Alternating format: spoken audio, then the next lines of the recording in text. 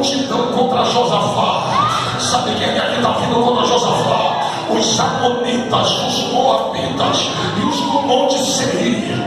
Alguém chega até a Josafá e diz: Josafá, está vindo uma multidão dos amonitas, os moabitas e dos montes Seir, e são tão grandes e numerosos que são como a areia do mar, e eles vão nos dizimar. Josafá olha e diz: essa multidão é numerosa. Sabe o que Josafá faz? Conclama toda Judá e Jerusalém, disse: a partir de agora todos compareçam diante do templo, toda Judá e Jerusalém, e conclamemos agora o juízo nacional, porque um grande exército vem contra nós, e vamos agora jejuar e orar. Eita glória!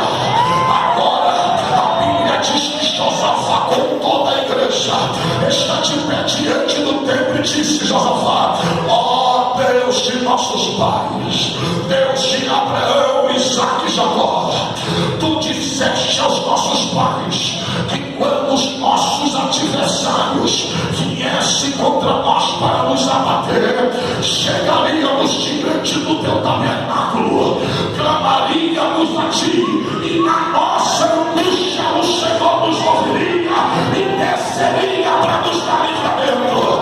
Olha, esta multidão que vem da além do mar é poderosa e não temos força para lutar contra ela, mas agora estende a tua mão e haja em nosso favor, porque esta mesma multidão foi quando tu nos resgataste do Egito, e o Senhor não nos deixou passar pelos moabitas e nem pelos amonitas, porque eram pequenos e nós os destruiria, mas tu os poupaste, e agora eles cresceram, e olha como eles nos retribuem, querem tirar nossa vida. A Bíblia diz que por eles falou isso, o Espírito de Deus desceu.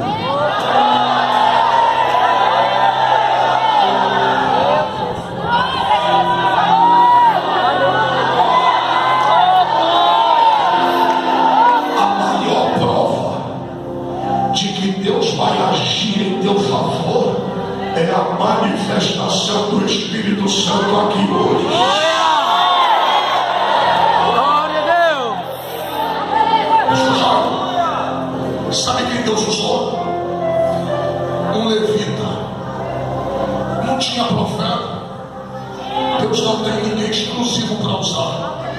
Não tinha profeta, Deus usou um levita. É Deus dizendo: eu não uso o cargo, eu uso quem está na brecha.